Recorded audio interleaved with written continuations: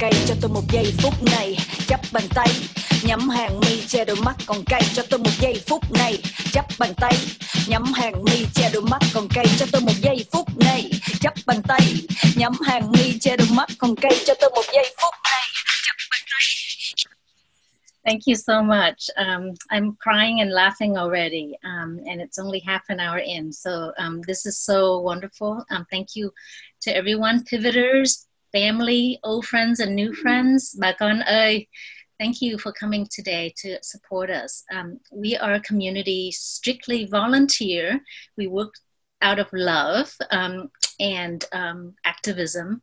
And I'm so thankful for this community, because otherwise I don't think I would have survived the last 3+ years. It's been a safe space for us to vent, cry, agonize, but also to organize a platform so that we could elevate and amplify progressive Vietnamese American voices, so that we can celebrate the diversity that is within our very own community. We're strong and resourceful, and so we can lift each other up when we get tired. And there certainly were so many moments when we got very tired. 2020 kept on delivering one crisis after another, personal losses, community losses, and national losses. But it's also provided us with new opportunities, including the ability to organize virtually and nationally like today. And with the savings from not having to buy plane tickets and rent hotel rooms, we can donate more to election work. Yay. I'm supposed to talk to you today about election strategy, but I would like to just say that really the heart of everything that we're doing is about sharing our stories and lifting up each other. We're not doing this for fame or fortune at all. And in fact, I'm completely new to politics and actually never wanted to go into it in the first place. My heart is in community psychiatry. I've worked for the last 20 years in public mental health. And the Affordable Care Act woke me up. It literally transformed the lives of the people that I serve. Before the ACA, my patients could only qualify for Medicaid after they became totally and permanently disabled. And now people can get medications and the healthcare that saved their lives and allow them to continue to work. And so I saw every day, and I still see it now, how good legislation can help people. You know, what we have is not perfect. We still need to improve it, but it's not healthcare for all, but it's several steps in the right direction. So then it is with so much pain that I've seen how this administration has relentlessly tried to take down the ACA, even during the middle of a pandemic, among all the other atrocities that's being done. And finally, guess what? They have their chance coming up with the vacancy in the Supreme Court. While RBG leaves a huge holes in our heart and we can't really think yet, they're rushing to fill that seat so that the new justice can be seated in time for hearings, so that for a case against the ACA, and it is the strongest case yet. The hearings are scheduled to occur on November 10th, just a week after Election Day. This is what this administration is about. It's about taking away what we need. And so, just in case you wonder what our strategy is, we don't have any choice but to win, and to win big. We have got to turn out in record numbers as never have been seen before. Okay, so we'll just go to this slide.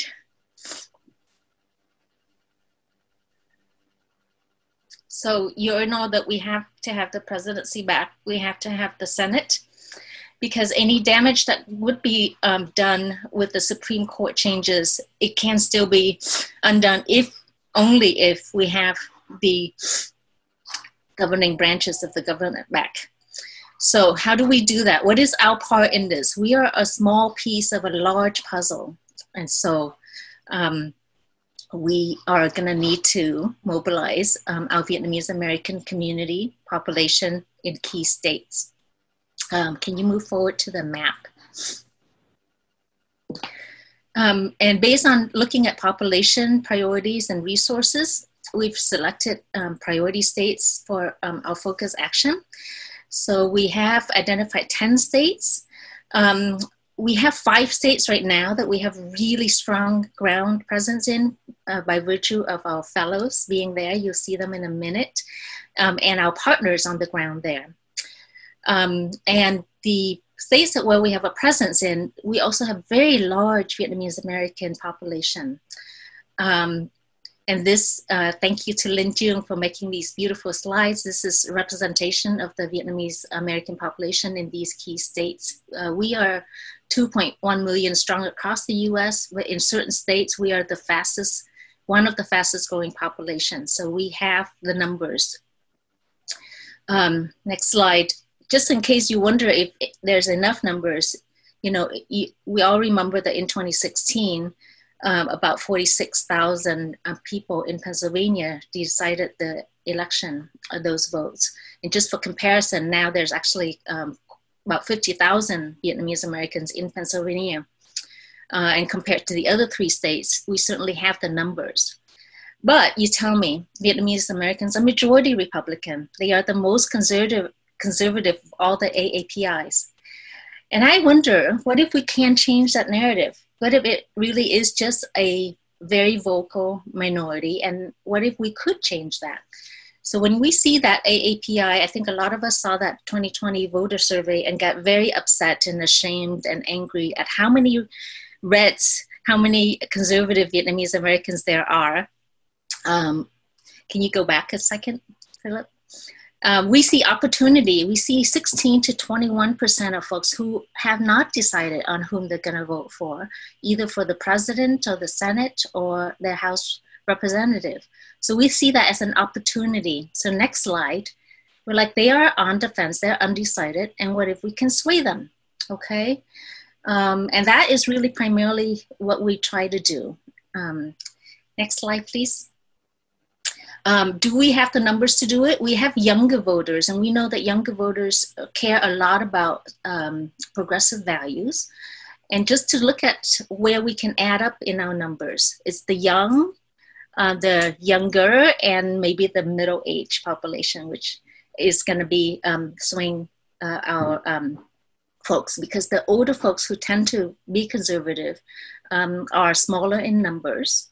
And maybe they can be persuaded with the younger generation. I mean, how nice would it be for you to talk to your grandparents and parents about what matters to you right now as a young Vietnamese American?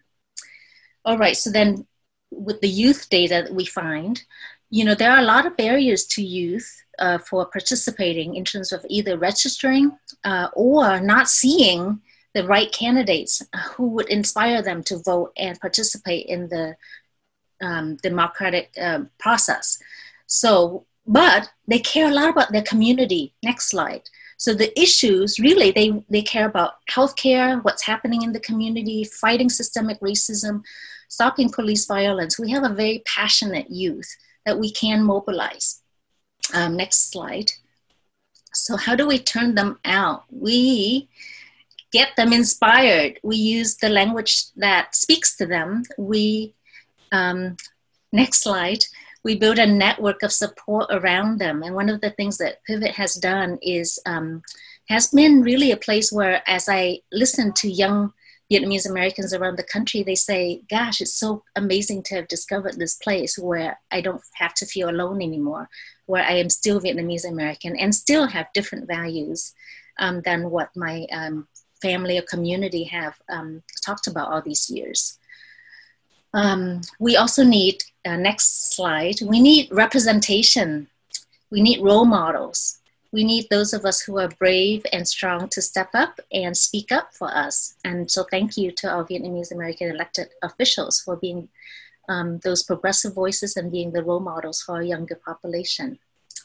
All right, so I'm just going to quickly go through how Pivot will do it. We have a lot of social media presence, thanks to our amazing media committee and Josie, who's really established for us the Facebook and Instagram and Twitter following. We have an amazing work group team. The election strategy team has been working hard around the clock. You'll see a lot of their products coming out today. Next set of slide to the work group leads. There you go. So you'll see a lot of that work coming out. And then we have about 100 volunteers who've been working for the last several months on this work. So thank you. Next slide. I think this was supposed to go to the, yes, thank you so much to everyone who's worked hard on this. Next slide. And to all our partners around the country who've helped us and come today. And last slide. Together, we are really just drops, you know, but together I think we will add up to this giant blue wave that will sweep and clean up the government in this country. We have 37 days left and lots of work to do. So thank you for your support.